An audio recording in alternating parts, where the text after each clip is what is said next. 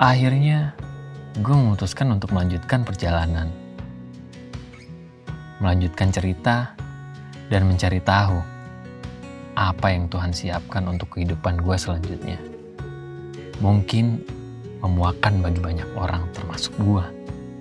Tapi gue memilih untuk lebih memaknai keadaan dan menghargai setiap momen yang ada.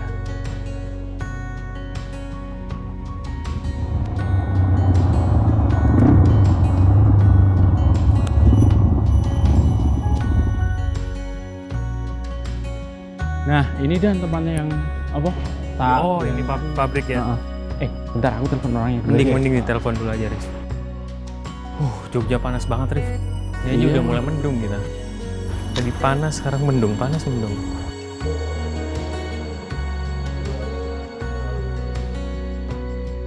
Diangkat nggak? Bentar. Halo. Mas di pabrik gak? Aku di depan nih, Mas. Iya, oke deh, Mas. Siap. Di mana, Rif? Yuk suruh masuk aja kan. Oke, Dia di dalam. siap.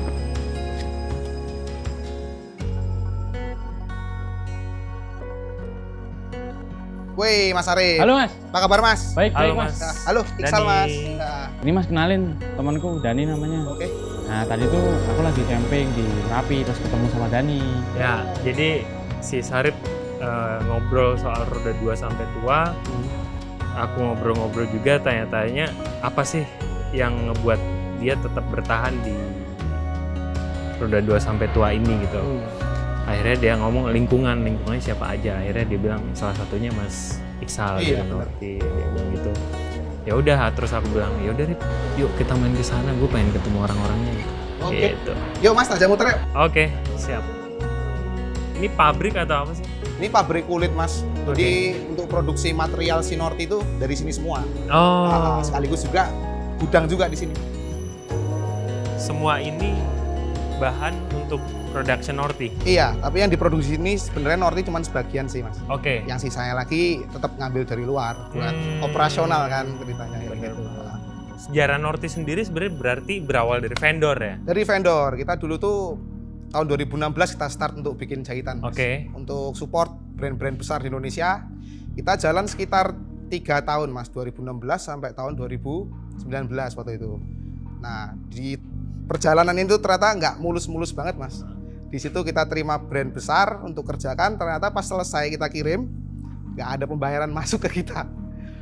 Dan itu bikin kita langsung terjun payung sih Mas waktu itu. Disitulah titik mula akhirnya kemudian Norti, kamu sebagai vendor ngebuat brand Norti Bener, ya? bener.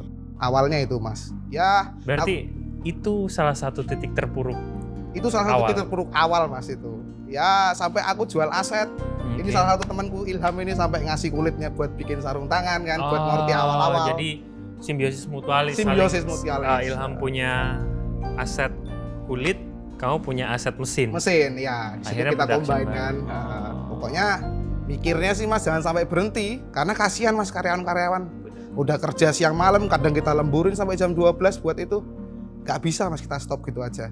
Harus tetap jalan. Karena ada orang yang dihidupi. Bener, dia sama punya keluarga karyawan. Mas. Bener. Harus ada yang dikasih Bener, makan di bener rumah banget, kan. bener banget. Heeh.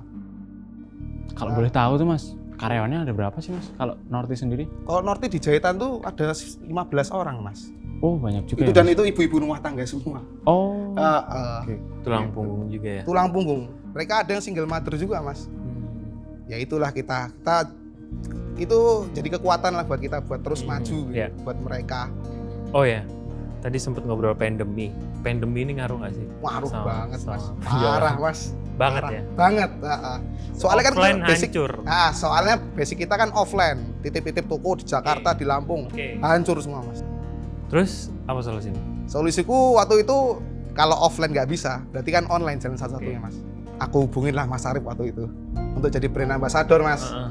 Ya kalau online kan harus ada yang membantu buat Nge-up ya. mengenalkan kan itu Ya, Mas, bener, mengenalkan bener, ke bener. publik kan kayak gitu. Bener. Itu kita Jadi- ngobrol-ngobrol banyak sama Mas Arif, dapat masukan juga kalau kita harus kuatin tuh struktur di online waktu itu.